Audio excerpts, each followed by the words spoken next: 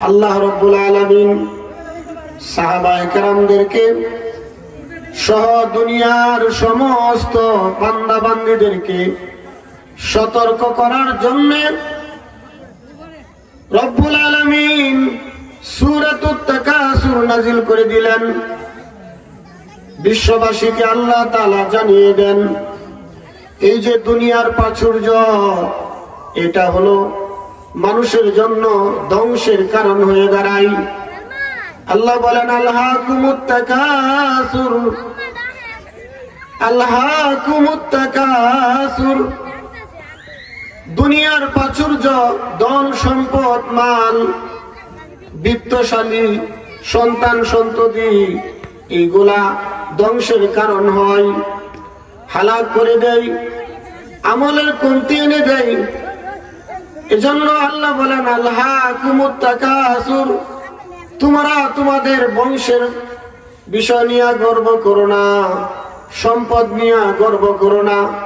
5 তলার বিল্ডিং, 10 তলার বিল্ডিং, 100 তলার বিল্ডিং এবং অনেক জমি জমার মালিক, এইগুলা নিয়ে তোমরা পরস্পরের মধ্যে বড়াই করো না, বরং দুনিয়ার এই প্রাচুর্য মানুষকে আল্লাহ থেকে বিমুখ করে দেয়। এজন্য রাসূল আরবি সাল্লাল্লাহু আলাইহি সাল্লাম হাদিসে ফরমান, হুব্বুদ দুনিয়া রাসু কুল্লি খাতিআ, আও কামা ক্বালা আলাইহি সালাতু ওয়াস সালাম। আল্লাহর নবী, প্যারা নবী রাসূল আরবি সাল্লাল্লাহু আলাইহি সাল্লাম বলেন, যে সমস্ত গুনাহের মূল হলো দুনিয়ার মহব্বত, দুনিয়ার ভালোবাসা। দুনিয়ার ভালোবাসা যার অন্তরে যত বেশি থাকবে, তার পক্ষে আল্লাহর ইবাদত করা, আল্লাহর ধ্যানমগ্ন হওয়া, রাসূলের সুন্নত তরিকায় চলা তার জন্য তত কঠিন হয়ে যায়।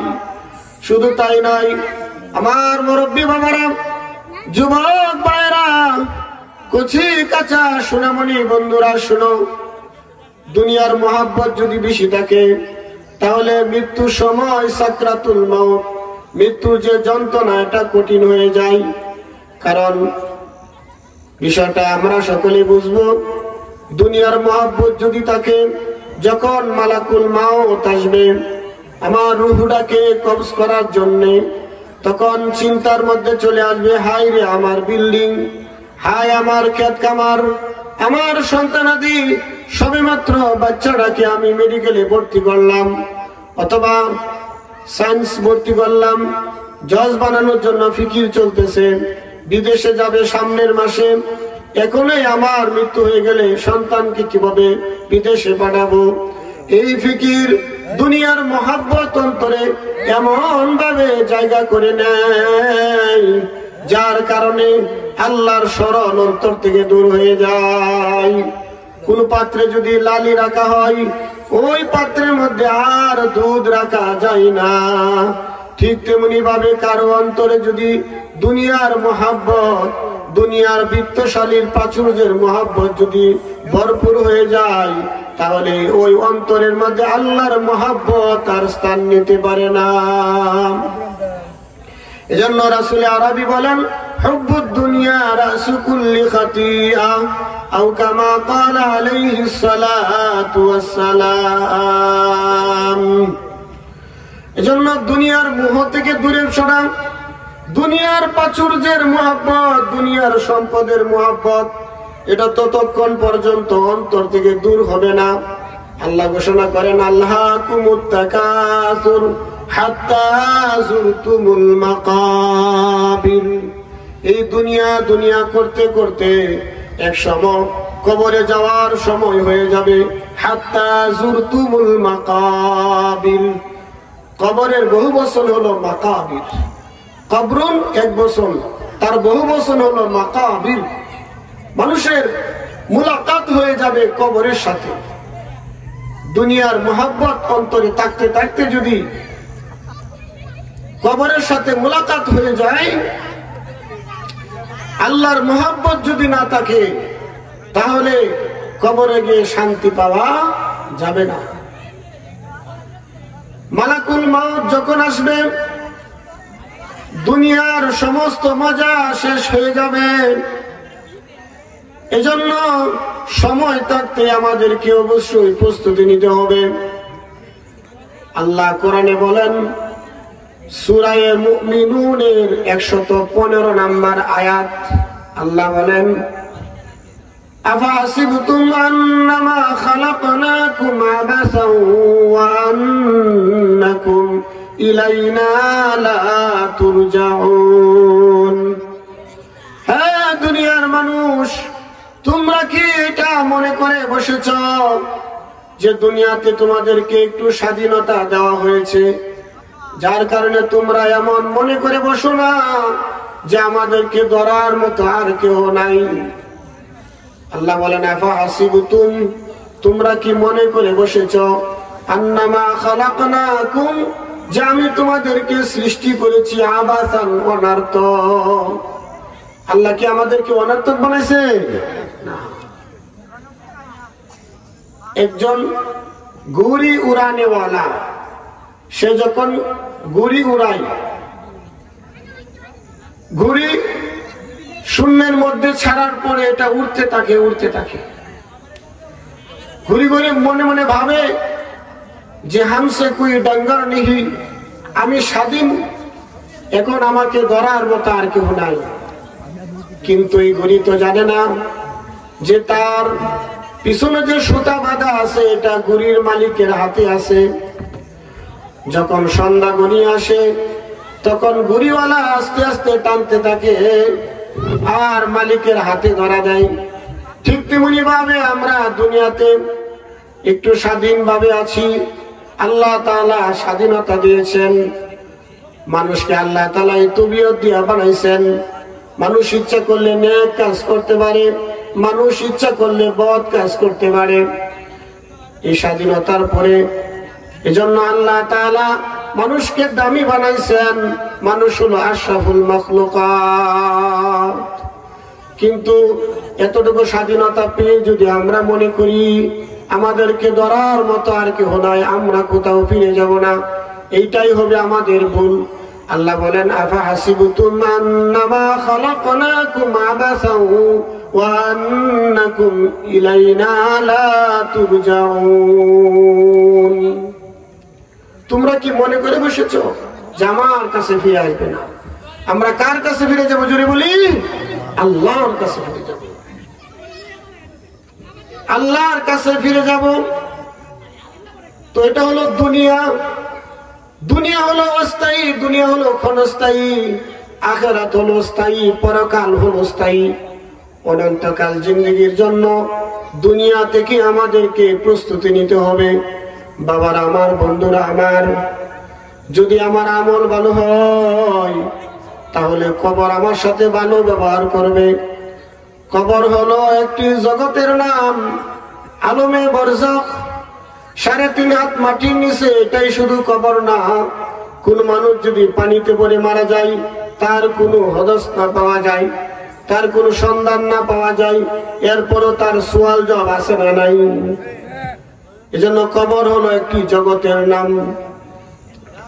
তো কবর ব্যবহার তখনই ভালো করবে যদি আমি আল্লাহর বিধান মেনে যাই, সত্যিকার অর্থে মুসলমান হয়ে যদি আমি কবরে যাইতে পারি, তাহলে কবরের ব্যবহার আমার সাথে ভালো হবে। আল্লাহ কোরআনে বলেন, ওয়ালা তামুতুন্না ইল্লা ওয়া আনতুম মুসলিমুন। সত্যিকার অর্থে মুসলমান না হয়ে কবরে যাইতে আল্লাহ নিষেধ করেছেন। এজন্য আমরা মুসলমানের ঘরে জন্ম হয়েছি বিদায় আমরা মুসলমান দাবি করি, গরু খাই মুসলমান দাবি করি, কিন্তু সত্যিকার অর্থে যে মুসলমানিত্ব এটা আমাদের মধ্যে নাই। আমাদের মধ্যে খ্রিস্টানি কালচার, হিন্দুয়ানি কালচার সবগুলা ঢুকে গেছে বাবারা। এজন্য যদি সত্যিকার অর্থে মুসলমান না হইয়া কবরে যাই, কবরের ব্যবহার আমাদের সাথে ভালো হবে না। আমি আপনি আর কি আল্লাহর নবী সাল্লাল্লাহু আলাইহি ওয়াসাল্লামের জলিলুল কদর সাহাবী আবু যর গফারি, বলেন সাহাবীর নাম কি? আবু যর গফারি। হযরত আবু যর গফারি তিনি প্রিয় নবী রাসূল আরবি সাল্লাল্লাহু আলাইহি ওয়াসাল্লামের কন্যা হযরতে ফাতেমা রাদিয়াল্লাহু তাআলা আনহার কবর খননের দায়িত্ব পেলেন। কবর খনন করতে গেলেন হযরতে আবু যর গফারি রাদিয়াল্লাহু তাআলা আনহু। তিনি জলিলুল কদর সাহাবী।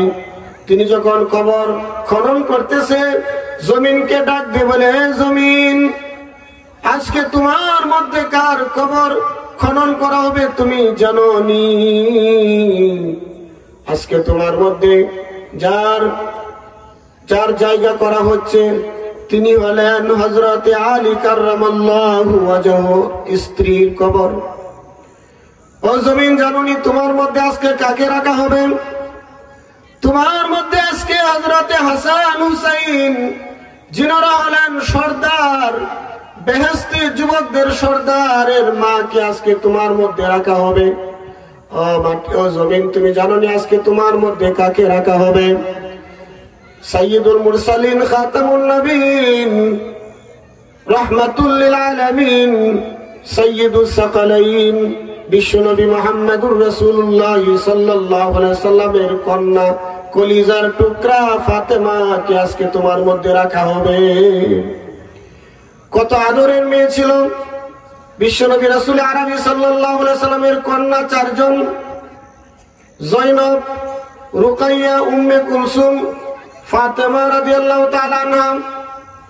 আল্লাহর নবী সাল্লাল্লাহু আলাইহি ওয়াসাল্লাম তিনি একটু ফাতেমা রাদিয়াল্লাহু তাআলা আনহার ব্যাপারে বলেন, ফাতেমা হলো আমার কলিজার টুকরা।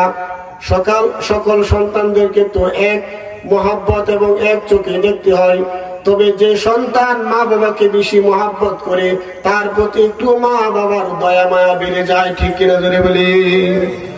আল্লাহর নবী রাহমাতুল লিল আলামিন নবী, তিনি দাওয়াতের কাজে যখন বের হইতেন, রাত্রি গহীন হয়ে গেলে, দেরি হয়ে গেলে দরজায় এসে নক করার সাথে সাথে দরজাটা খুলে যাইত। নবীজি দেখতে পাইতেন আর ফাতেমাকে ডাক দিয়ে বলতেন, ফাতেমা, তুমি কি এখনো ঘুমাও নাই? ফাতেমা রাদিয়াল্লাহু তাআলা আনহা বলতেন, আমার আব্বা জান, ইয়া রাসূলুল্লাহ, আপনাকে বাহিরে রেখে আমি কি করে বিছানার মধ্যে পিঠ লাগাই? সুবহানাল্লাহ, এত আদরের কন্যা। তার ব্যাপারে জমিনের কি ভাষা দেখেন। জমিন বলে, ও আল্লাহর রাসূলের আদরের সাহাবী, শুনো শুনো, আমি হযরত আলীর স্ত্রীকে চিনি না, হযরতে হাসান হুসাইন রাদিয়াল্লাহু তাআলা আনহুমার মাকে আম্মাকে চিনি না।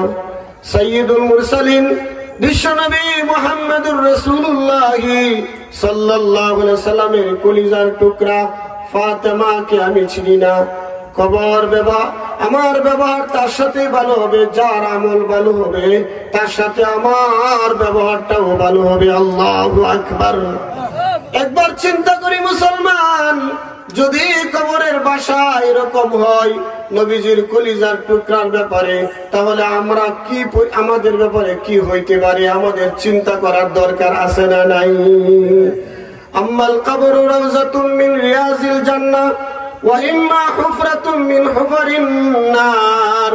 কারো কবরটা হয়ে যাবে জান্নাতের বাগান, আবার কারো কবর হবে জাহান্নামের টুকরা। যদি আমল ভালো হয় তাহলে কবর হবে জান্নাতের বাগান।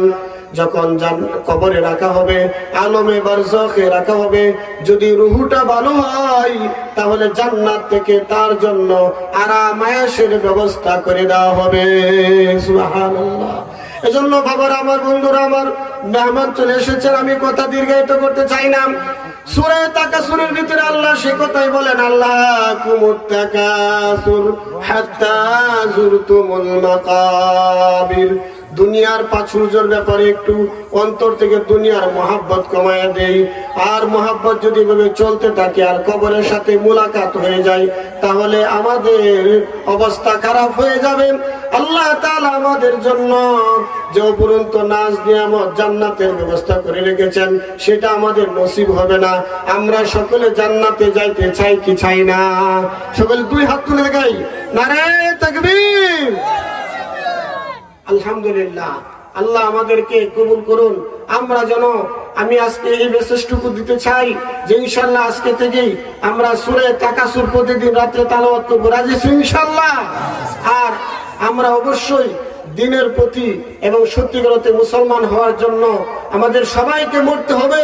তবে আমার মৃত্যুটা যেন শহীদি মৃত্যু হয়, ভালো হালতে মৃত্যু হয়, আমরা চাই কি চাই না?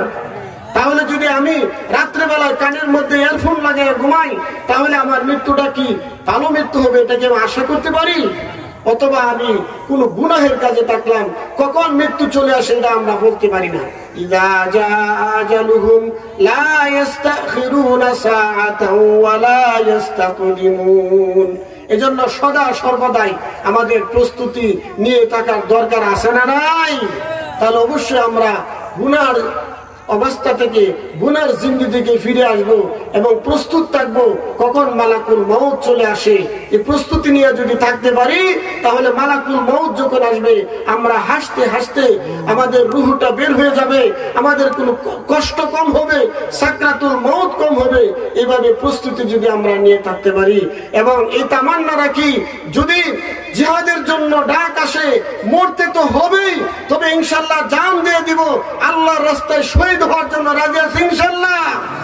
আমরা সকলে প্রস্তুত থাকবো, মৃত্যুর প্রস্তুতি নিয়ে আমরা সব সময় এই প্রস্তুত থাকবো যে আমরা মরণের জন্য প্রস্তুত, তবে আমার মৃত্যুটা যেন সঠিক মৃত্যু হয় এবং সুন্দর মৃত্যু হয়, এটার জন্য অবশ্যই আমাদেরকে প্রস্তুতি নিয়ে থাকতে হবে। আল্লাহ তাআলা আমাদের সবাইকে তৌফিক দান করুন।